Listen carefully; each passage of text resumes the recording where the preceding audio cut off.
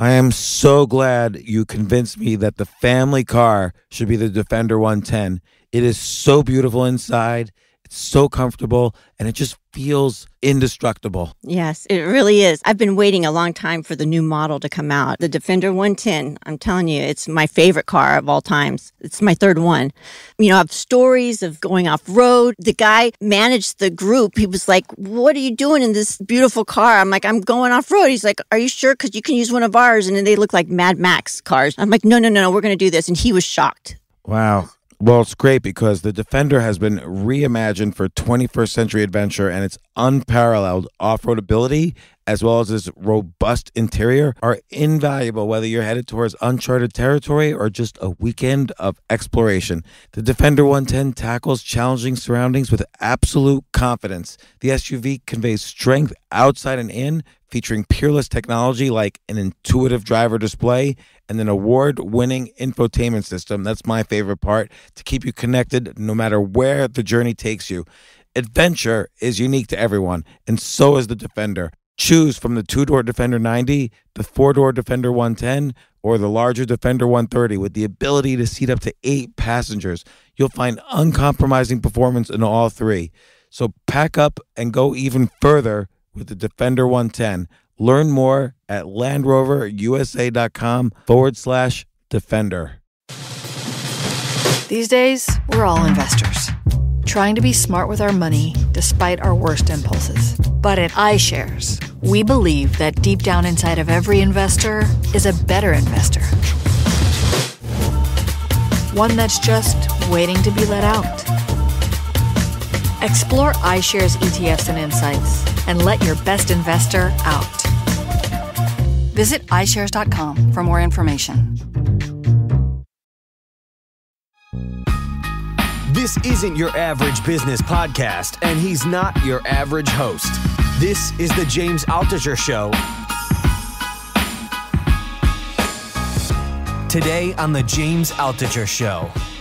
Boy, Garry Kasparov answered a lot of my questions. First, he's launched a new platform, Kasparovchess, which allows playing with other people, playing with the computer, solving puzzles, taking lessons, learning from thousands of educational videos. I've been learning more about chess using the videos on his platform, so check out Kasparovchess.com. But he also answers questions about how he trained, how Magnus Carlsen trained, what's the difference between players now and players of his generation, who was world champion for 20 years, or almost 20 years, and now Magnus Carlsen is world champion. He answered questions about who he thinks might be the next world champion, adult improvement in different ways than the younger generations. And it's just so interesting. So if you enjoy this episode, write a review and check out Kasparovchess. This is one of my favorite interviews.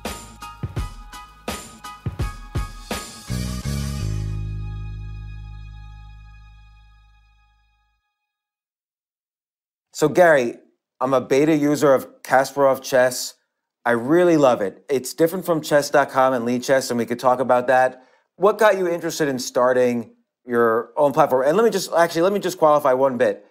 Since the TV show The Queen's Gambit, you know, chess.com has experienced like unbelievable amount of signups. They have 64 million members now. More people are watching chess on Twitch than even watching Fortnite. And there's a whole area, and I am one of them, of adult improvers in chess that have come back to chess after, you know, I spent 30 years ago, I spent a lot of time on chess, but then, you know, life happens and you don't spend it. And now coming back as an adult improver, trying to get back to where I was, it's amazing how many new resources there are. And then when I go on Kasparovchess, I just love it, how you're bringing in the culture of chess and documentaries about chess and the lessons. I took a lesson from Anish Garry yesterday on, you know, video lesson on aggressive ways to counter E4. It was great. I loved it. But what got you into doing this? What inspired you to do Kasparovchess? Yeah, I wish I could tell you the Queen's Gambit. And I also have to remind, our listeners that I was a key consultant on chess issues, and also on the Soviet side, of the series. But we started this project, I would say, ages ago by modern standards. It was originated many years ago when we had a Grand Chess Tour event in London with Maxime Vachier-Lagrave playing very well and almost winning it. He's a leading French player.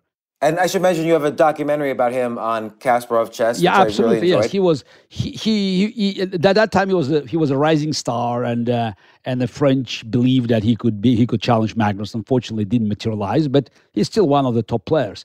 The result of this event in London in 2015 was that the French sponsor of MVL, Maxime Telegraph, invited us to Paris to talk to Vivendi about having a Grand Chess Tour event in Paris, and for the last 5 years we had this event in Paris as a part of Grand Chess Tour, and it happened that some of the top people in Vivendi, they were big chess fans.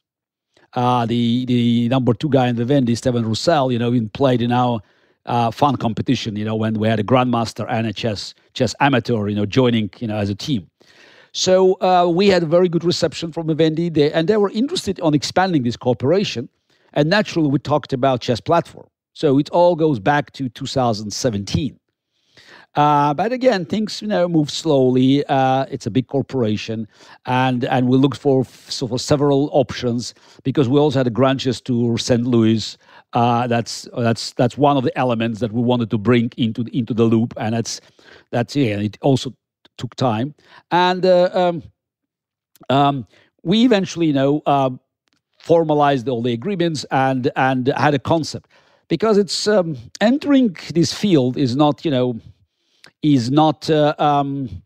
easy task, because, as you said, it's crowded, and you have among many players, you have 2 giants, Chess.com and now Magnus Chess, former Chess24. So competing with them, requires a good strategy, and that's why our original plan was from day one to concentrate on the area where we could actually beat the competition, and that's about education, it's about learning, it's about legacy, and making sure that you can bring this entertainment and educational elements together, and I have to say that the phenomenal success of the Queen's Gambit was a big help, because our concept of doing these lessons, on a Netflix format, it's not now. It's makes people, feel home, because now they all of a sudden they see something that resembles their experience with the series. And the plan was to actually launch everything last year. But pandemics, made big changes. So, for instance, I've been planning to record a new masterclass, and I will just come back a bit later, just describing the structure of this new masterclass, because one I did 4 years ago in 2017 proved to be very successful. But I knew how to make improvements, and again, we already prepared everything for March 2020. I had to spend a week in Paris recording it, but we all know what's happened in March 2020. The whole world, went crazy. It was locked down. So we just had to reorganize our plans, and everything was slowing down. I was still recording my podcast episodes as a substitution for masterclass, but we had to postpone or delay all our plans about the launch. Now we again with 1 year delay, so Garry, we're about to start a major action. So Garry, let me ask you first: why do you think the Queen's Gambit TV show inspired so many people? A, people like me to come back to chess, and B, even people like my daughters who have never played chess in their lives. Suddenly, they're logging on to chess.com and reading, basic books on chess and trying to learn. Like, what was it about the Queen's Gambit during the pandemic that inspired so many people? You said during the pandemics. Naturally, pandemics helped, to make this series more popular and audience more receptive to the show. But I think the key element, the key factor of the success was a story behind it. Story, that's what people want to hear, and we're now being fed by all sorts of sci-fi and fantasy, and it's just, or some extreme stories. Here is, it was fairly normal. I mean, you had an orphan girl from Kentucky. So that's when you look at all these components that made all of a sudden, that's the great story that's created chemistry, fantastic chemistry. They're all natural. So people can easily identify themselves with Beth Harmon, with other, members or just other characters there. Because again, it's American, of course, but they're ordinary people. And also the show succeeded in presenting the psychological tension of the game. So you could feel, how they just, they're concentrated. So, and again, this is something that people sitting there in their homes and they are being dragged in. This is a big battle. So you don't need to be on the baseball field or soccer field, to feel this tension. So it's a success of an underdog. And it's not just a success of the underdog, it's chess for long. For long had this very, I would say, questionable reputation. People were afraid that if the kids play chess, it could somehow hurt their mental stability. You can become, dizzy, and the life is getting blurry because you're overwhelmed by these pieces and stories from the great literature like Nabokov's Illusion Defense or Stefan Zweig, chess novel, and of course Bobby Fischer. So there were so many examples where chess contributed to this kind of mental instability, and somehow this image has been preserved over decades. And I've been fighting, all my professional life and even afterwards, as a retired player to push, the opposite image. And here it comes. Chess did not destroy Beth Harmon. To the contrary, it helped her to survive in her battle against her dependence on substances.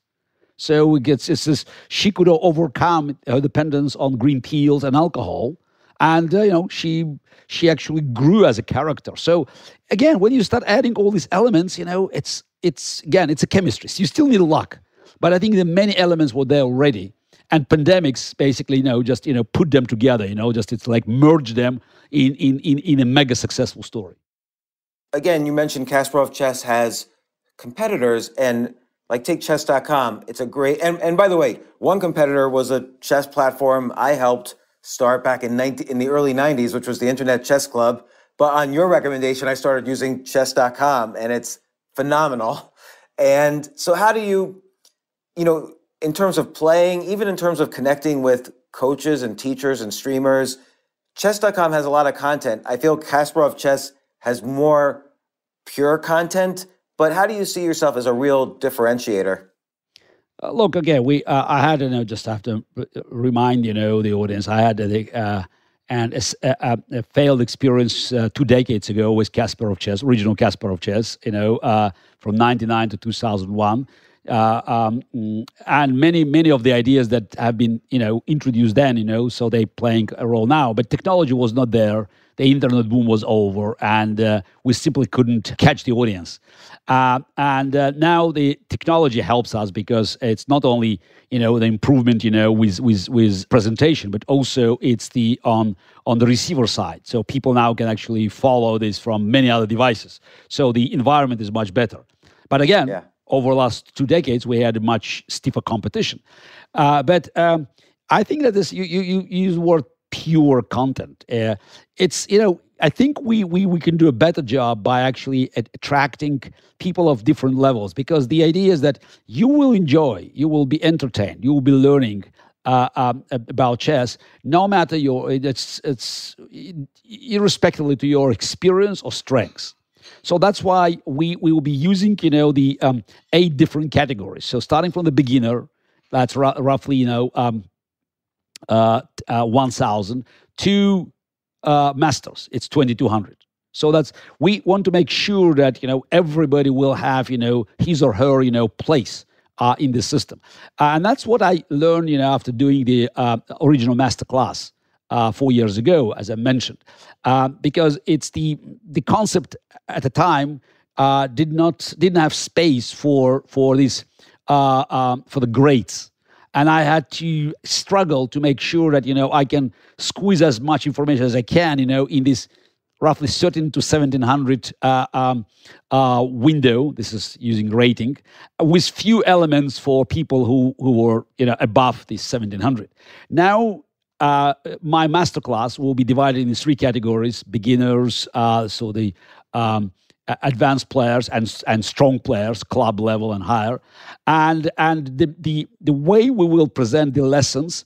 So we'll connect them to the puzzles, and you will be always rated. So within your section. So it's clearly that the site will help you to navigate in the friendly waters.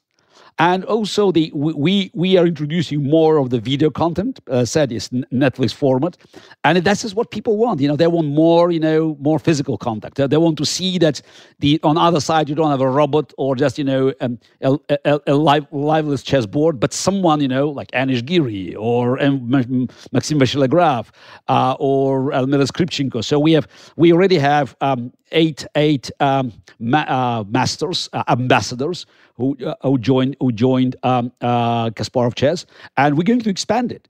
We have 700, I think, just 750 lessons recorded now, and there's more to come. I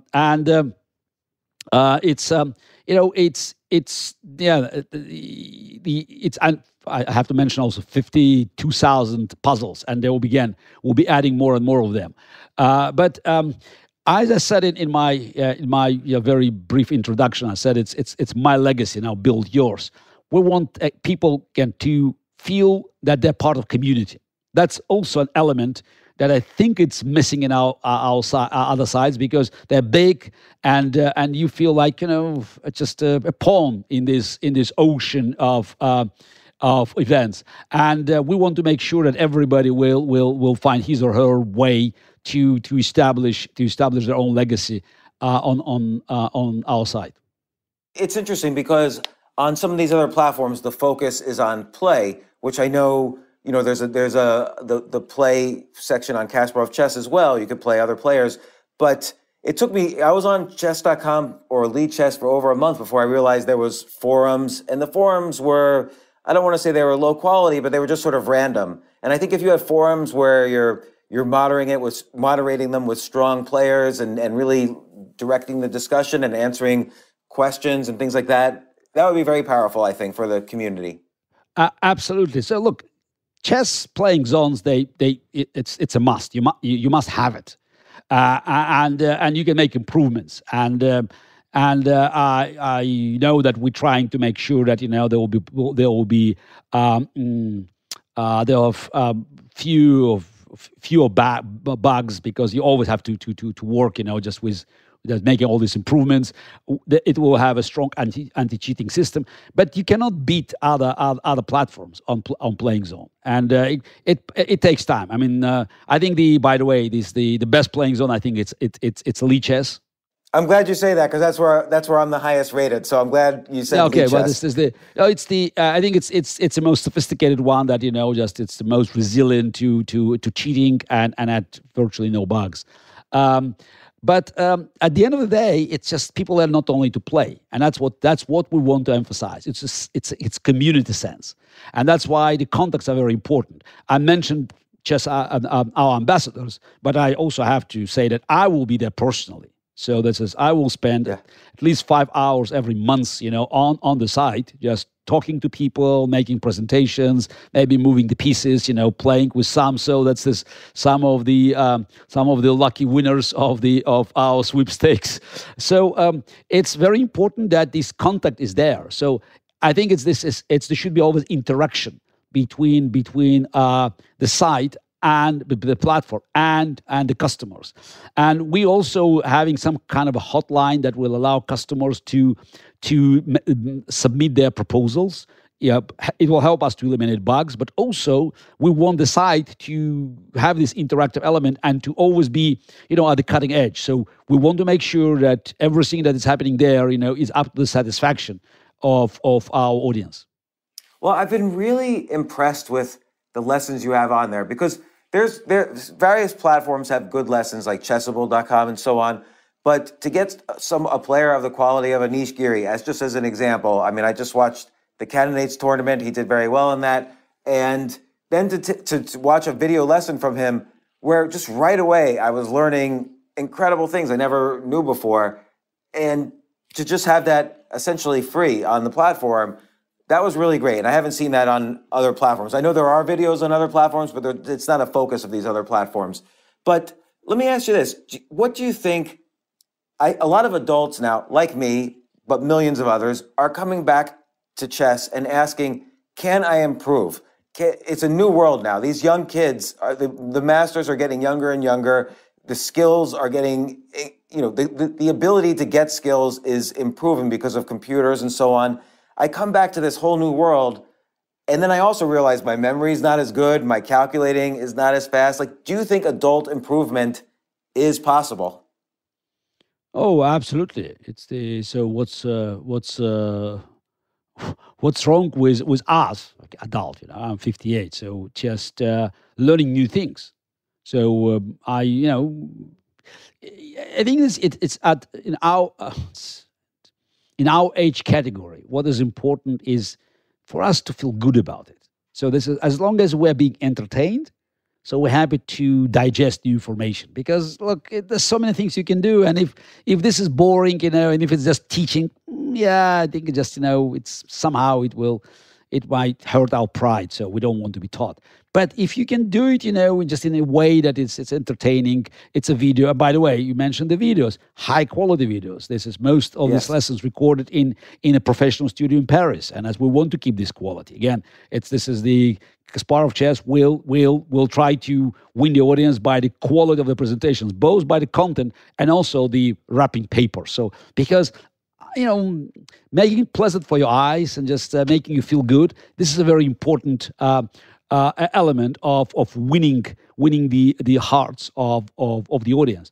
And I think that is while we will be building special programs for kids, and I just I'm planning just eventually to introduce the old idea that comes back to the original Kasparovchess 20 years ago. It's the World School Chess Championship. But right now we want to make sure that adult audience will be very comfortable.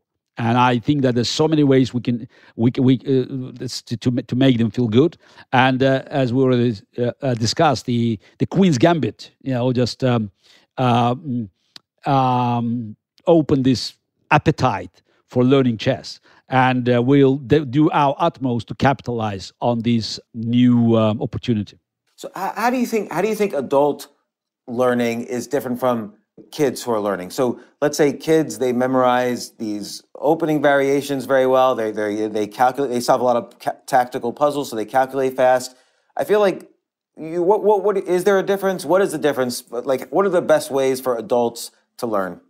Look, of course, there's a difference because for kids, learning is natural. So that's they learn about life. So that's why if they can learn music, they can learn chess, they can learn swimming, they can learn whatever. So this is how their life being built, and their brains just they're open to find new information, to sort of they're always hungry for new information. That's life. Now with us, it's different because we are overloaded with information. So and for us to learn something new, again, we have to be really encouraged. Unless you are encouraged, again, I can watch a movie or I can read a book, but learning new things, it will not happen unless you feel that it's so good, you need to feel the engagement. So that's as you're engaged, and it's somehow it will make your life a bit more exciting. So you add some new angles to your routine life, and that's what I think is happening now with chess. And again, Kasparovchess will be there to help people feel good about learning. And do you think, like right now? I mean, when you were you became the world champion, and you were the youngest world champion ever, and now you see people getting younger and younger as they get to that level of ability. Like Carlsen is 30, and he's already saying things like, oh, I used to calculate faster when I was younger, and he doesn't think he'll be playing professionally when he's 40, whereas you went on well past 40. And now you have also people like Alireza Firouzja, who's 18. Like, all these younger players are getting to that almost that 2,800 level so young. What's changed? Like, how? Like, I remember, you look at the 50s, people like, well, even earlier, you look at the 20. Emmanuel Lasker was world champion for 27 years. He was playing professionally in his 60s. Like, what's happened over the past century that has pushed down the level of elite grandmasters so low? And this happened in many fields, not just chess. Look, life is getting faster. I'm sure that for people at the end of the 19th century, the beginning of 20th century, life also looked fast compared to what was happening before. So that's they can move around. So they had transatlantic ships, new fast trains that could cross, the continents. But if you look at the chess calendar in Lasker's time, so he didn't play many tournaments. He could have a couple of years without even just, playing one event, one game, one serious game. So, and that's why he could preserve energy and just play chess competitively, just until his 60s. So I think he was 66 when he just had his last successful event in Moscow and one of Moscow international tournaments. Even when you look at the next generation, like Botvinnik could keep his title until he was 52. But still, it was relatively slow motion calendar. Botvinnik could also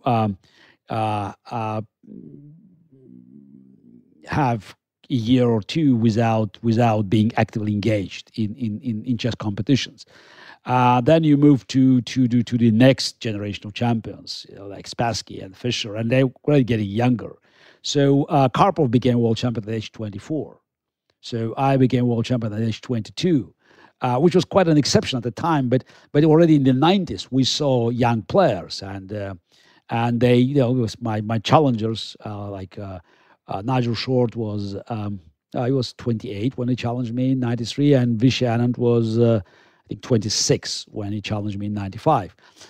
So that's a new generation of players, but the rhythm of chess competitions changed dramatically. It just, they had to play more, and which means, you needed more energy, more stamina. It's not that you could go on forever. So I knew already in the 90s that probably I would quit chess in my mid-40s. Actually, I did it when I just before I turned 42, because it just, required so much time for preparation, and also I didn't have the same excitement by going in the whole process, because for me, chess was not just about winning, but about making the difference. And I knew at the time that, I almost exhausted my ability to make the difference. So yeah, I changed so many things in the game of chess. I introduced computers into the preparation. So, and I thought, okay, that's enough. And probably it was a very good choice, because the game actually even was speeding up. It's I was playing one of my last tournaments in 2004 and faced young Magnus Carlsen. So that's probably was a good opportunity, because I could beat him at the time. Yes, I was. Yeah, he was 14. Actually, he was not even yet 14. He was turning 14 that year, and I was 41. So it's the and in the last 15 years, we saw even even further increase of this pace.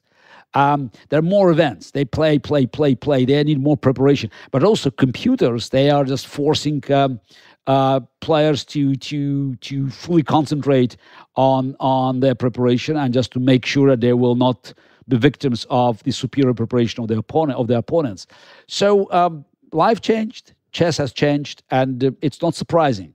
And that's why, having younger players making inroads, it's a very natural process. So you mentioned Alireza Firouzja. So great talent. So he's just turned 18. And if you look at the time frame, so that probably, the most likely next champion, because he's 12 years younger than Magnus.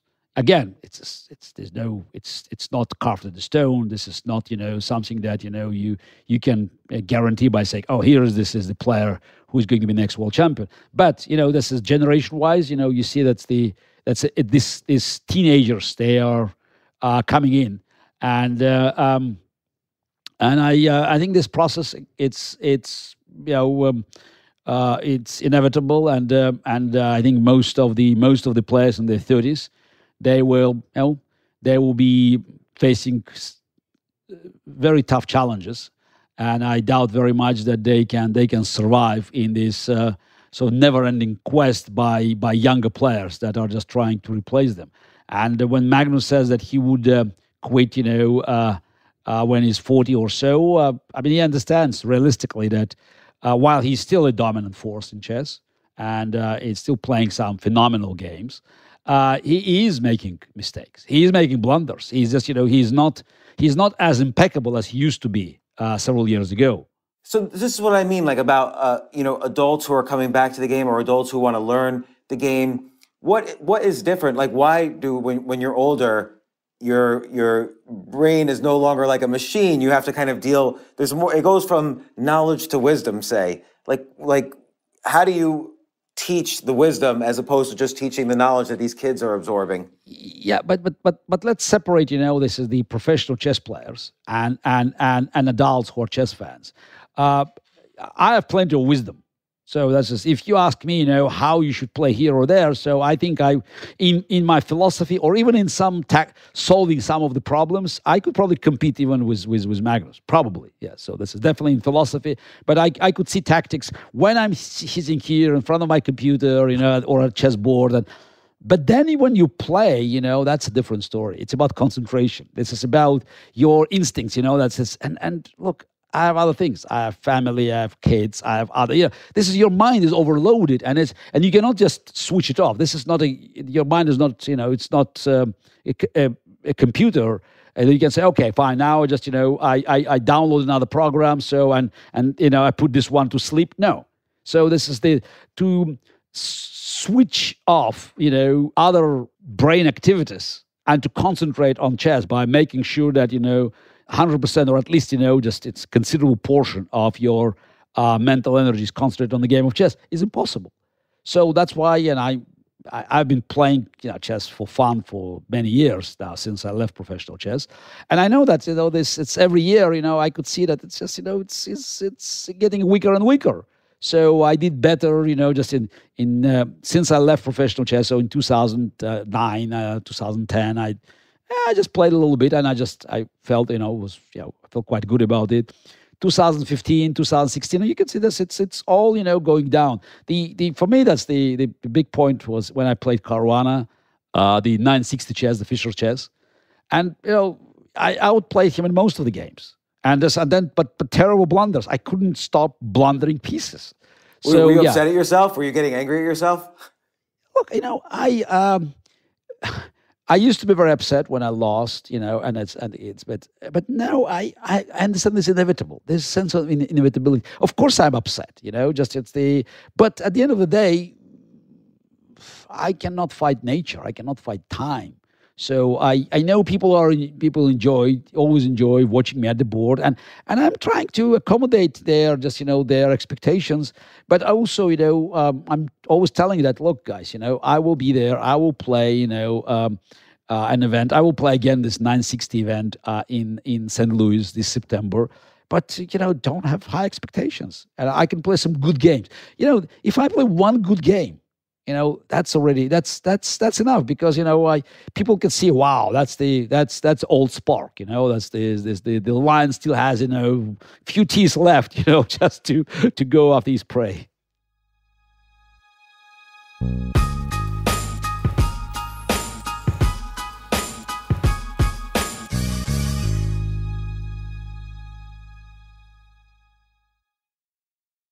Oh my gosh, I love these clothes. Mizzen and Main. That's Mizzen and Main. It really is the most comfortable work clothes.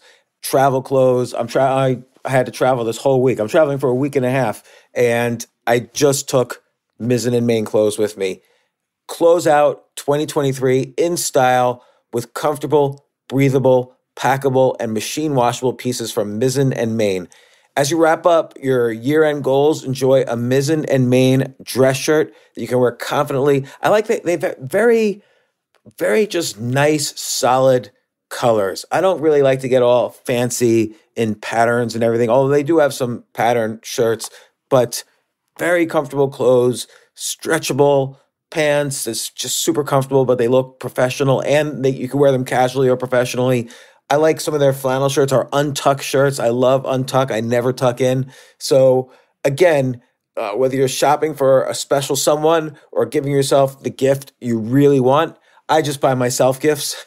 Mizzen and Main is the perfect gift for any guy who works, travels, and or cares about looking and feeling great. As you could tell by my many photos across the internet, I care about looking fantastic. I'm practically a model. And let's be honest, every guy loves to look great. So again, shop now at mizzenandmain.com and save 20% when you spend $130 or more using promo code James. That's promo code James at Mizzen and Main, Mizzen and Main.com.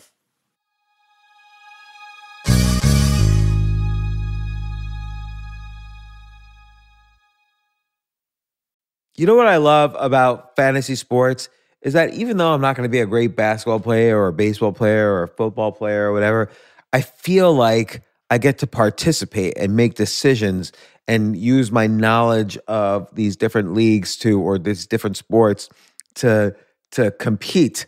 So it's like I can pick my team or I can pick my favorite players, and I could use my knowledge to make predictions and maybe even make money. So with the basketball season here, you can now pick combo projections across football and basketball from the Specials League on Prize Picks. This is a league created specifically for combo projections that include two or more players from different sports or leagues. Want to play alongside some of Prize Picks' favorite players like rapper Meek Mill and comedian Andrew Schultz, who's also been a guest on this podcast, and I've been a guest on his? You can now find community plays under the promos tab of the app to view entries for some of the biggest names in the Prize Picks community each week. Look, Prize Picks even offers a reboot policy so that your entries stay in play even if one of your players gets injured. For football and basketball games, if you have a player who exits the game in the first half and does not return in the second, that player is rebooted. Prize Picks is the only daily fantasy sports platform with an injury insurance policy. What? So I love playing it. I love anywhere where I can use analytical ability with my interests to demonstrate some skill and maybe make some money. And I like the game-like aspect. I do wish they had chess as a category on prizepicks.com, but I'll settle for what they've got. Maybe I should make my own fantasy chess league. But in any case, I love Prize Picks. Go to prizepicks.com/James.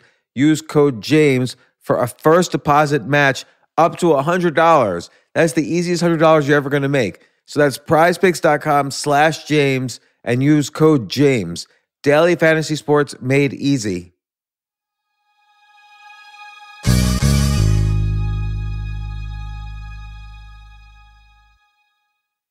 The future of learning is definitely online. Like, it's such BS that you have to spend $200,000 or take $200,000 in loans and go to some fancy school when it's useless. It doesn't guarantee you a job.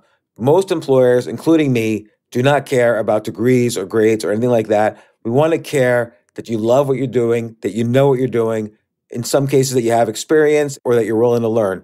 But people in general love learning and are curious. Like, the key to success is curiosity.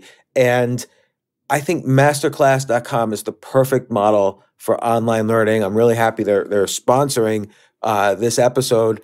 If you're going to give a gift, give the gift of learning. Masterclass makes a meaningful gift this season for you and anyone on your list, because both of you can learn from the best to become your best, from leadership to effective communication to cooking.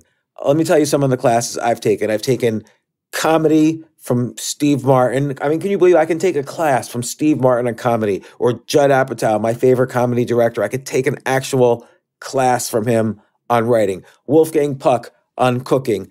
Dan Brown on writing. Or Judy Bloom, who's been on this podcast, on writing. By the way, Wolfgang Puck also has been on this podcast. It's such a pleasure. I try to take classes all the time from masterclass.com.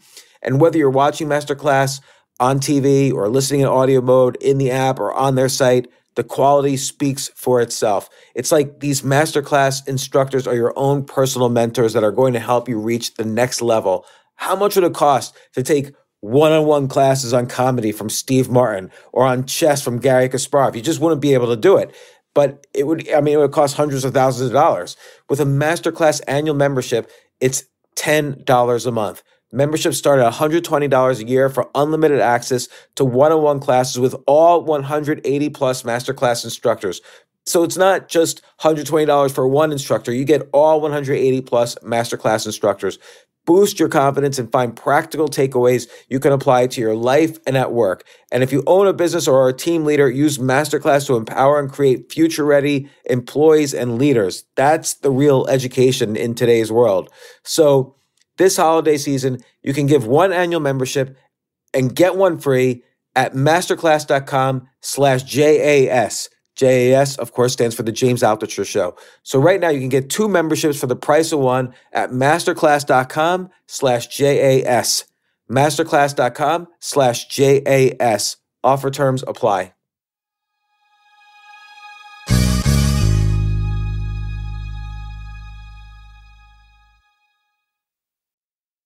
Obviously, world champion level players like yourself, like Carlsen, like Botvinnik, your old teacher, and so on, they sort of have their unique styles. You could tell a Kasparov game. You could tell a Petrosian game. You might even be able to tell a Carlsen game.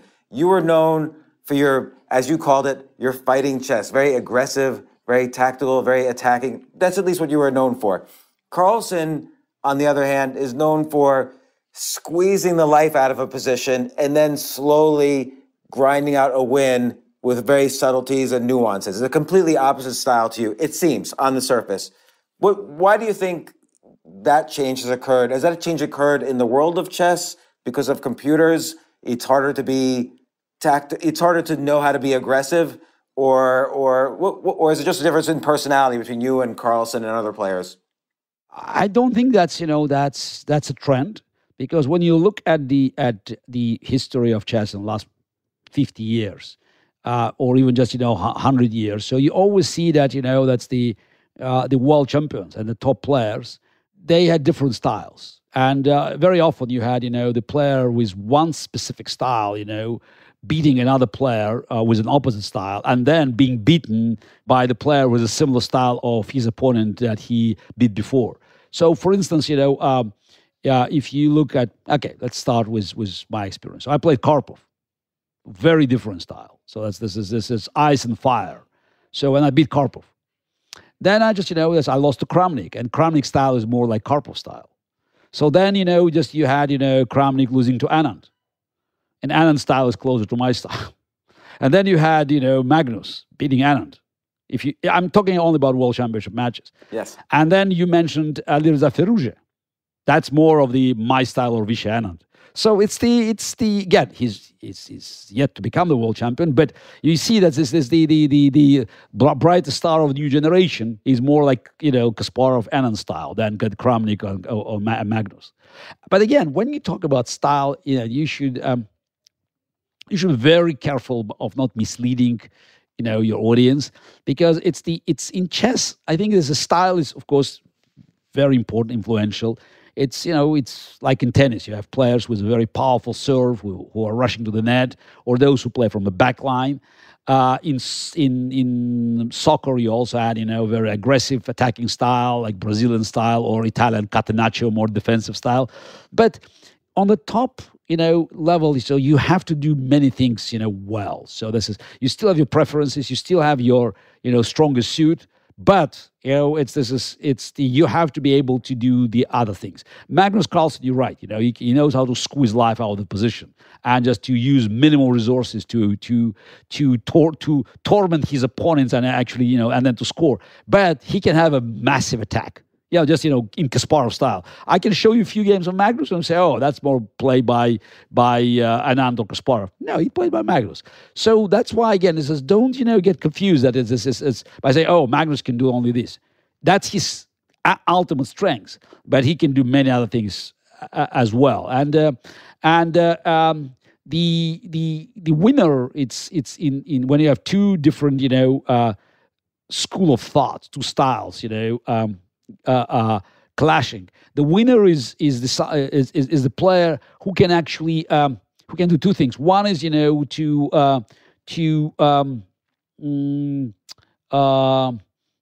invade opponent's territory and just to make sure that he can manage to survive there. So that's on, but also to make sure that most of the battles are taking place on his territory. So that's the reason why I lost to Kramnik in the year 2000, because I have been trying to actually win the battle on the territory that where he felt most comfortable. So that was a big mistake, and even player of my caliber and with my experience could make this mistake. So the reason I beat Karpov is that I managed to actually fight well against Karpov on his territory, and he in definitely in the last match he tried to actually fight with me on territory that definitely fit my style better. So that's the playing very sharp lines with black pieces, for instance, in Rui Lopez. And that's it's no matter how good his position was after the opening, he still had to fight on the territory that was more of Kasparov than his. What would you say, like, for you at your peak, Carlsen at his peak, Botvinnik at his peak? What's the difference between the number 1 player and, let's say, the number 10 player in the world, or the number 20 player? Because in tennis, for instance, I've heard it said that there's really no physical difference between the number 1 tennis player in the world and the number 100 tennis player in the world, but the difference is psychology and who has the determination to be number 1 in the world. Like, what would you say is the difference between number 1 in chess and number 20 in chess? Number 1 is number 1. Number 1 is it. Yeah, I want to say world champion, but we mentioned Botvinnik, and there was no rating system in Botvinnik's time, but I doubt very much that he was number 1. That he was very good in the matches, but at one point Smyslov was probably number 1, and then again Botvinnik's played rarely, and I think it's his while he was a number 1 in, I'm not sure, late 30s, but definitely in late 40s, early 50s, he could remain the world champion because he knew how to play the matches. He was a great match player, especially rematches, how to prepare. This is a genius of preparation. The gap between the best player and the rest of the field, this is one of the sign of the greatness. And Fischer's gap, was phenomenal in 1971-72, but it didn't last because Fischer left chess. So we didn't know for how long he could actually keep up with these new challenges. I stayed on top for quite a while, so and I managed always to keep the gap between me and the rest of the field. Though of course it has been shrinking with new generation coming in, and my age, me adding years to my age. Magnus at one point had, just a clear gap between Magnus and the rest. So I would say that since he won the title, it's 2014, 2015. So that's and to these days, he's still the top player. And though I think, he's, as we mentioned, he's not as inevitable as he used to be. But let's say at his peak, what separates him from the rest of the field? What is that extra oomph that separates a world champion, a number 1?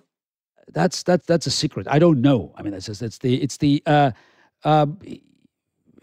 You may say the difference is just tiny. Yes, but that tiny difference makes all the difference, because he it's not just psychology. He knows things just a little bit better here and there, but in overall, it creates an image. It creates a unit, a fighting unit that is unstoppable. And when I was number 1 player, so I would say mine was energy. I had more energy than anybody else. I could play chess. I could concentrate on the game. I could spend time on preparation. So I was all fire.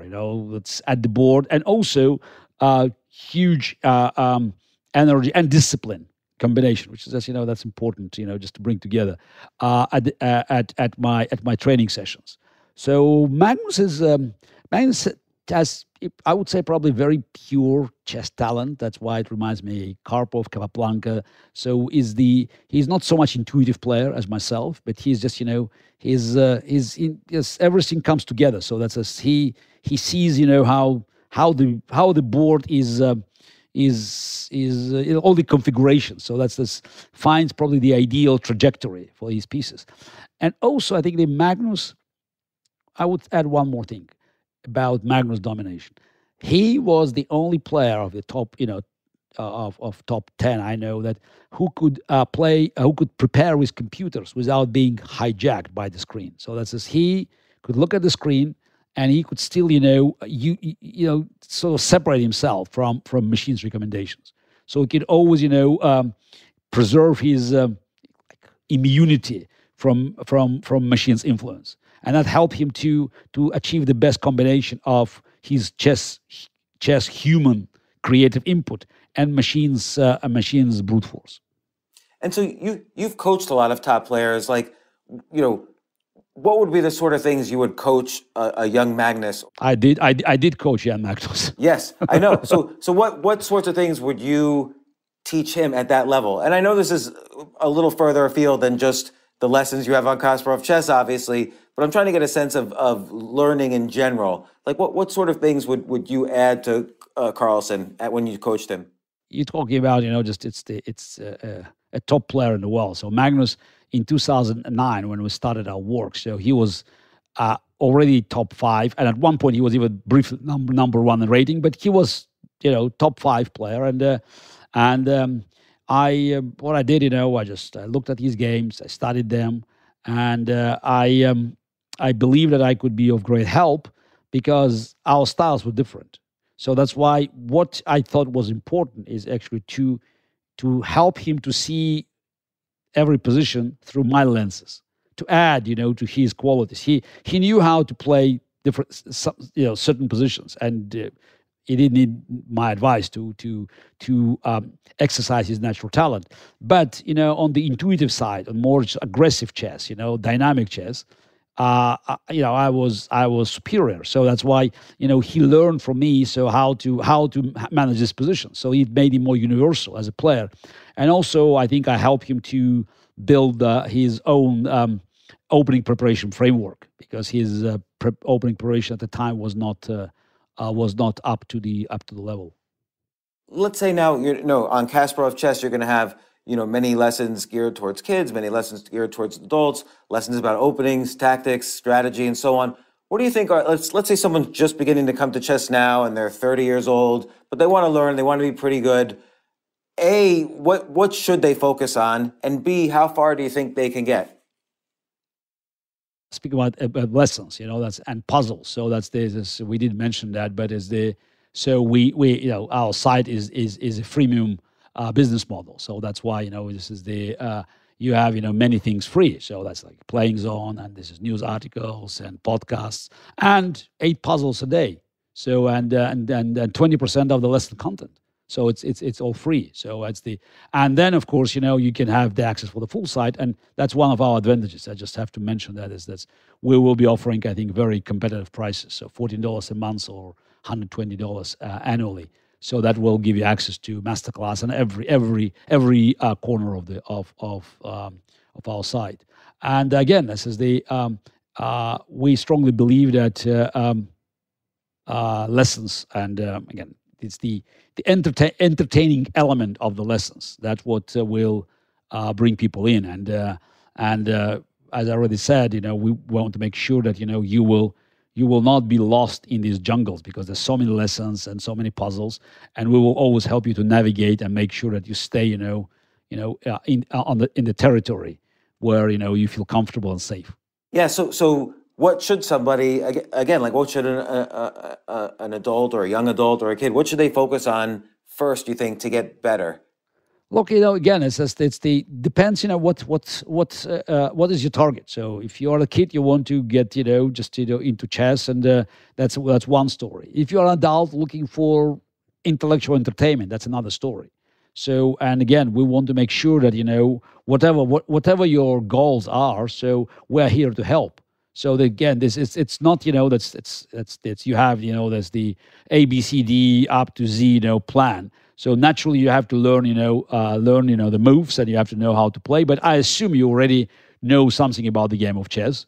So, and then again, just tell us what's your plan. And the masterclass that I will be recording, so will be very much, based on these kind of expectations. So I learned from the first masterclass, the original one, recorded 4 years ago, and I will make sure that this high quality production, again, it will be all. The shooting will be done in Paris, so in the professional studio. So that will please not only your eyes, but also your appetite for learning the game of chess. For adults, do you think they should focus on openings? Do you think, like, if you were to advise someone who, let's say they're 30 years old and they saw the Queen's Gambit and they're like, I want to be a chess master or a chess expert or whatever, what would you advise that adult to do? It's a little bit too late for a chess career, but it's just but it's a combination of things. So that's the masterclass that I will do. So that's the advanced and a club level. That will be great help. I would still concentrate on general things, on just tactics, on strategy. And then you just, we have lessons on the openings. So but openings, I would not start with the openings, because it's very important that you improved your understanding of the game. So, because all the openings, that's at that level, they just, you can survive them. You can play some very lame openings.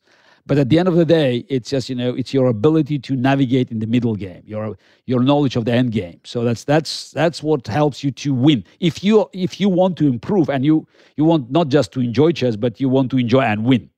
So then, I would say that looking at the middle games and end games would be a priority, and we will definitely make sure that we will have the most friendly map for you to navigate.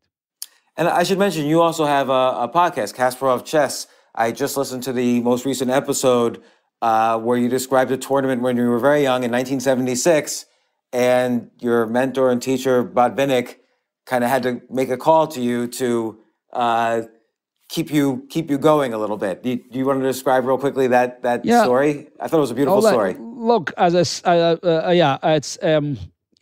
originally it was not our intention, but since we had to slow down and couldn't do the videos, so we decided I would do a podcast with these episodes. So I'm planning to record many more of them. So the first series will end with my entry into the adult professional world in 1978, and I thought it would be very touching to tell stories. Again, it's the resemblance with the Queen's Gambit. The stories about relations. It's me, my mother, my teacher. So he's calling me. Those are the stories that make people excited, because they learn something it's personal experience. And it adds human element to the game of chess, and but Vinnik's advice was always most valuable, and he knew how to encourage me, how to make sure that I'm not demoralized if I just if I was not doing well, you'll learn more about our relations with him, because it was quite rocky. So, and it's eventually it heated to the point when I was a world champion that our political differences made it impossible to cooperate. But it was my great teacher, and I always felt grateful for what he did for me in the 70s and in the even 80s.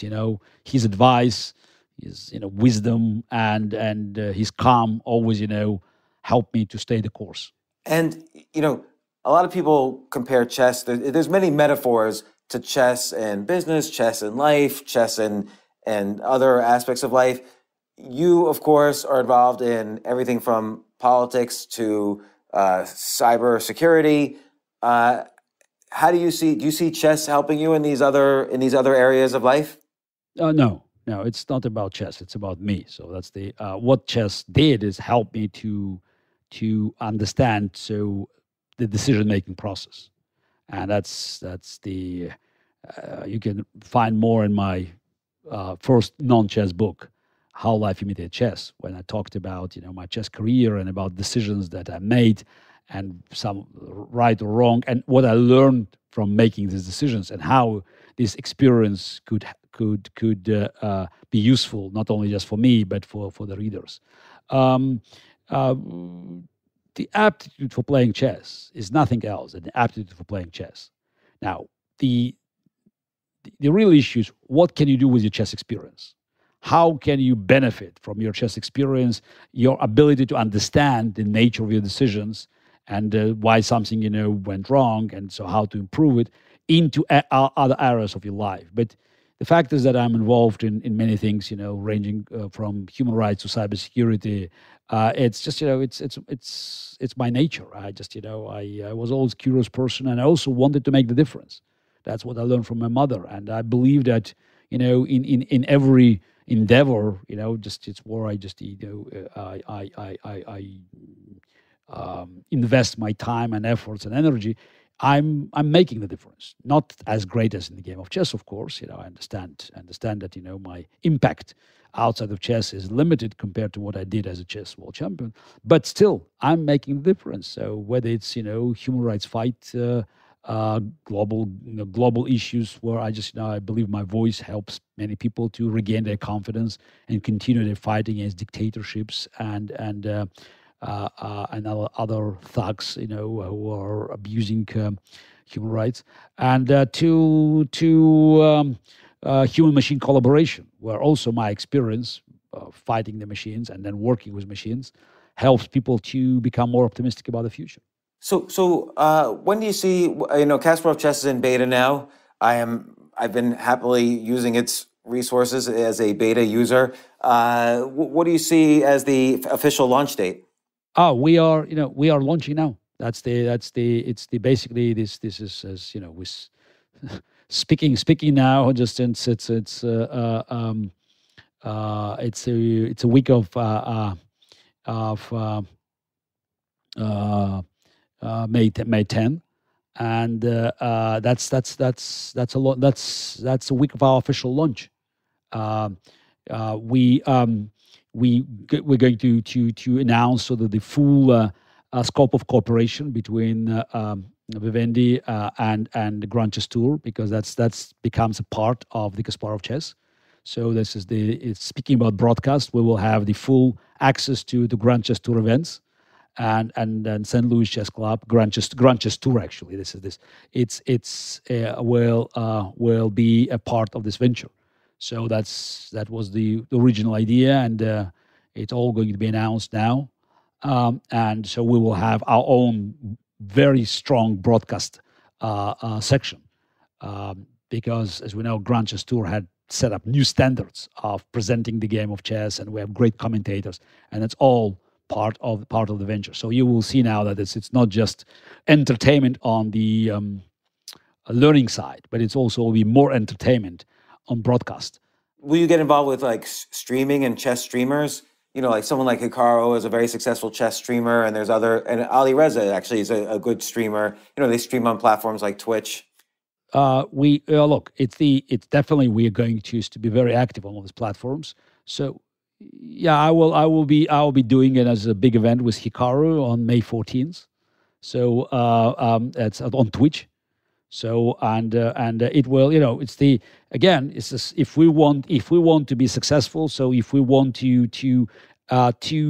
live up to the expectations of our audience, so we must have a strong presence on the streaming platforms. Yeah, it's so interesting. And just as a last comment, I think of the chess players in the 50s and 60s, and they would be so austere and wear suits for every tournament. And now I watch these streamers who are 2,700 level, maybe, just as good as these prior champions, and they're throwing chairs when they make blunders and cursing. It's like a different world. But that's why I appreciate how Kasparovchess is going to look at how culturally chess is appearing in society now. Yeah, look, it is a different world. It's not just, chess, different world. It's a different world, period. And yes. And that's why you have different habits, you have different norms, you have different standards. But as you pointed out, it's very important for us to keep the image of the chess intact. It's a great game, and it deserves full respect. And I grew up in a different world, so I always played, unless it was too hot. I always played in just having, the suit and a tie. That's what I learned, from the older generation, because I was at stage. And I was always, fighting my colleagues who said, big deal. No, it's your stage, you have to serve the audience. I always knew about this interactive element. Obviously, when I played Karpov, that was, this is always limited by the big audiences in the halls who play, in the theaters, because this is the others, could follow on radio. The technical means to transmit the games were limited. But even today, I think it's presenting the quality of visual quality of the game.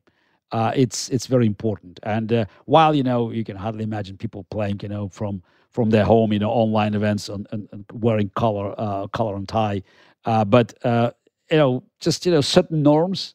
And it's probably this. It's slightly changed now. It's not about color and tie, but it's more about quality of the presentation. So we want to make sure that the game of chess, it will have class. Mentioning the Queen's Gambit, also one of the elements that made it so successful. It was classy. You look at the clothes, you look at the environment. So classy. It's no longer the game played in a dark corner of the cafe. So this is the game that played in theaters. You have people following it. So it's all the traditional intrigue, but also it has a class. So we want to make sure that Kasparovchess will live up to the expectations of people who want to learn chess, who want to be entertained, but he wants to do it in class. Well, I have to say, so far you're doing it. Like, I've been using Kasparovchess. I've taken video lessons, watched documentary, solved puzzles, played some games. Everything is top notch, and I wish you huge luck and success with Kasparovchess. I'm sure it will be. And again, I was surprised how much I learned from just one or two videos also on the platform. And there are many of them. Yes, there will be eventually, there's thousands of them. Now we are getting closer to the first 1,000. Excellent. Well, I look forward to continue using it, and I hope many people use it. Good luck again, and congratulations on launching it this week. Thank you, Garry, for coming on the podcast. Thank you.